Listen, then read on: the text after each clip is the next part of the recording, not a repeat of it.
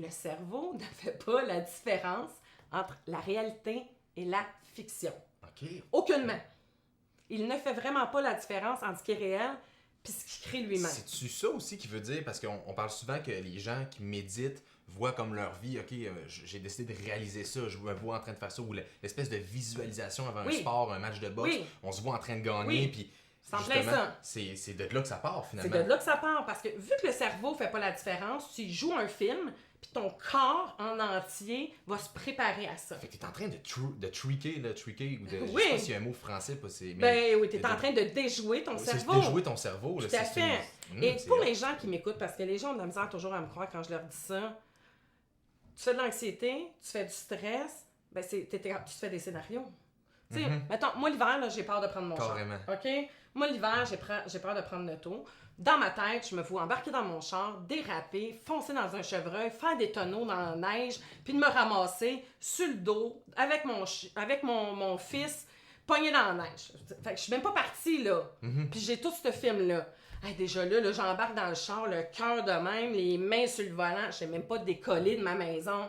Et déjà, mon corps ressent comme si ça l'arrivait. C'est drôle parce que, c'est pas drôle ce que tu me dis, mais dans le sens que je fais un parallèle avec ça, mais des fois, on a l'impression, on visualise une espèce de chose, puis ça nous arrive. Comme tu vois, j'ai l'impression que si je change pas mes pneus d'hiver, je vais faire un accident. Puis là, tu commences à y penser, puis tout ça, puis à un moment donné, regarde, je le savais. Mais oui, tu l'as préparé. Tu l'as préparé, c'est ça. Tu l'as préparé.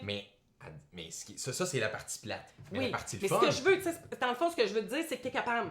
Tu sais, t'es capable de te faire des scénarios et t'es capable de comprendre... Des scénarios positifs. Oui, mais c'est-à-dire, le scénario que tu te fais, là, t'es conscient que ton corps ressent quelque chose qui n'existe pas quand tu fais l'anxiété. Mais c'est la même chose. On va se servir de notre faculté qu'on a déjà développée pour faire quelque chose de positif. Donc, pour avoir cette position d'excellence-là, de force-là, tu te revois dans un souvenir où tu as vécu ça. Et plus tu vas rajouter de sens, parce que la façon de mémoriser, le cerveau mémorise par les 5 sens. OK? Tout ce qui est auditif, ce qui est visuel, le goût, les odeurs, la musique. Tu sais, des fois, tu es dans ton auto, là, je suis sûre que ça t'est déjà arrivé, puis toi aussi. Tu es dans ta voiture, tu entends une toune, puis tu te revois à Cuba. Ou tu te revois, je sais pas, moi, la première danse, le premier French avec ta blonde. Ou, tu sais, tu es capable de... Moi, il y a une toune qui joue... L'ancrage, finalement, dans le fond. Voilà. Mais ton cerveau a enregistré cette toune-là à ce moment-là. Mais c'est pour tout ça. Et c'est là que ça devient intéressant parce que quand tu veux jouer avec ton cerveau, puis tu veux mettre du bon dans ton système, dans ce que tu entreprends, c'est d'utiliser ces facteurs-là. Fait que quand tu vas chercher ton moment de réussite et que tu vas chercher tous les sens comme ça, pendant que tu te fermes les yeux, idéalement tu le fais les yeux fermés, là, puis tu vas tout revisualiser. Puis quand tu le sens, là, t'es dedans, là, pleinement, totalement, t'entends les sons, comme si t'étais là, là. Ce que tu peux faire, un des meilleurs trucs, c'est ce qu'on appelle un ancrage kinesthésique. Tu peux pincer ton pouce ou ton index, ou tu peux serrer ton poignet, ou tu peux serrer les poings. Tu le fais comme tu veux, dans le fond. Un geste qui est plus facile pour toi. Fait que, tu sais, tu peux serrer le poing, tu peux serrer ton poignet. Et quand tu as tout fait ça, puis tu as serré ça, quelques secondes, c'est pas long, là, tu rouvres tes yeux, tu fais d'autres choses, tu penses à d'autres choses. Et ensuite de ça, tu ressens ton poing. Moi, j'appelle ça le bouton magique. Tu refais ton ancrage et tu vas ressentir le même feeling. Pourquoi? Parce que tu as été dire à ton cerveau, moi, quand j'ai à cette place-là, je veux ressentir ça. Fait que tu as fait un ancrage physique. Ça peut être un ancrage, comme tu disais, avec la toune. Tu sais, il y a des tounes que tu écoutes pour quand tu t'entraînes, ou quand tu vas jogger, ou quand... Tu sais, moi, j'ai une trame musicale.